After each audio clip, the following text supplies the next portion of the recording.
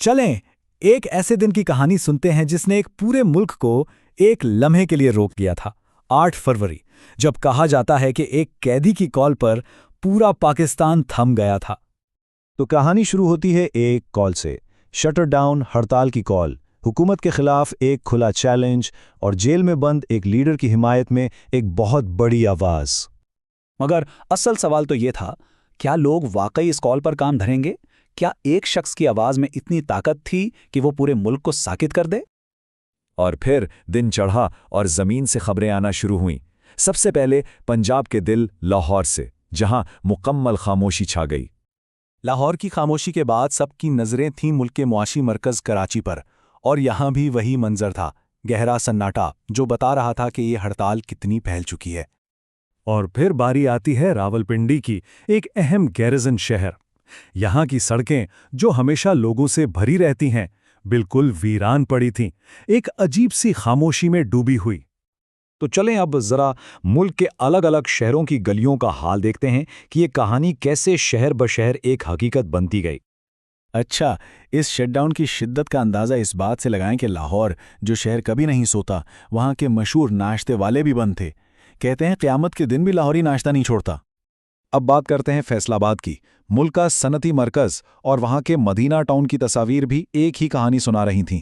बाजार बंद, कारोबार ठप, शहर जैसे रुक गया था। कराची का हाल तो ये था कि कोरंगी से लेकर लियारी तक बड़े बड़े तिजारती इलाकों पर ताले पड़े थे। यहाँ तक कि लियारी का तारीखी झटपट बाजार भी इस खामोशी में शामिल था। लेकिन बात यहीं ख़त्म नहीं होती। पेशावर, स्वात, हैदराबाद, कोयटा, सादिकाबाद, मरी, इस्लामाबाद, ये फहरिस्त बताती है कि इस हड़ताल का फैलाव कितना वसी था। खैबर से कराची तक, पहाड़ों से लेकर समंदर तक, जैसे पूरा मुल्क एक आवाज़ बन गया था। तो आखिर इस मुल्क गिर खामोशी के पीछे पैगाम क्या था?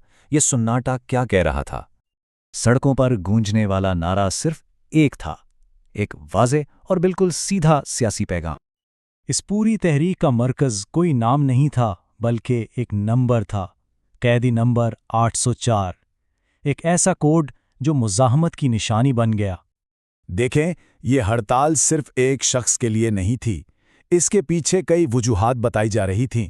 मैंडेट की चोरी का इल्ज़ाम, गैर कानूनी कैद से रिहाई का मुतालबा, आइन की खिलाफ वर्जी, और यहाँ तक कि बंदूक की नोक पर अदलिया के कंट्रोल के खिलाफ एहतजाज। ये सब मिलकर एक बड़ा अवामी रद्द-ए-अमल था। मगर जैसे जैसे दिन ढला, कहानी में एक नया मोड़ आया। रियासती इदारों की तरफ से एक जवाबी कार्रवाई की खबरें आने लगीं और ये खामोश एहतजाज एक कशमकश में बदल गया। तो यहाँ दिन की असल तस्वीर सामने आती है। एक तरफ अवाम की खामोश ताकत और दूसरी तरफ रियासती अथॉरिटी का जोर। यानी एक तरफ रज़ाकाराना बंदिश के दावे तो दूसरी तरफ ज़बरदस्ती दुकानें खुलवाने के इल्ज़ामात। और इसी कशमकश के बारे में ये बात कही गई कि असल कंट्रोल किसके पास है, उनके पास जो सड़कों पर मार्च कर रहे हैं, या उनके पास जिनके कहने पर सड़कें वीरान हो जाती हैं। तो जब दिन ख़त्म हुआ और खामोशी गहरी हो गई, तो आखिर फैसला क्या निकला? अवाम ने अपना फैसला कैसे सुनाया? आखिर में कहानी घूम फिर कर वहीं आ जाती है, एक जेल की कोठरी और एक कैदी नंबर पर। वो नंबर जो उस दिन की सबसे बड़ी अलामत बन गया और लाखों लोगों की आवाज़।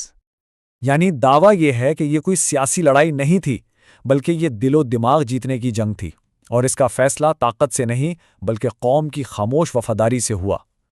और 8 फरवरी की ये कहानी हमें एक बहुत बड़े सवाल के सामने ला खड़ा करती है, जो तारीख में बार बार पूछा गया है।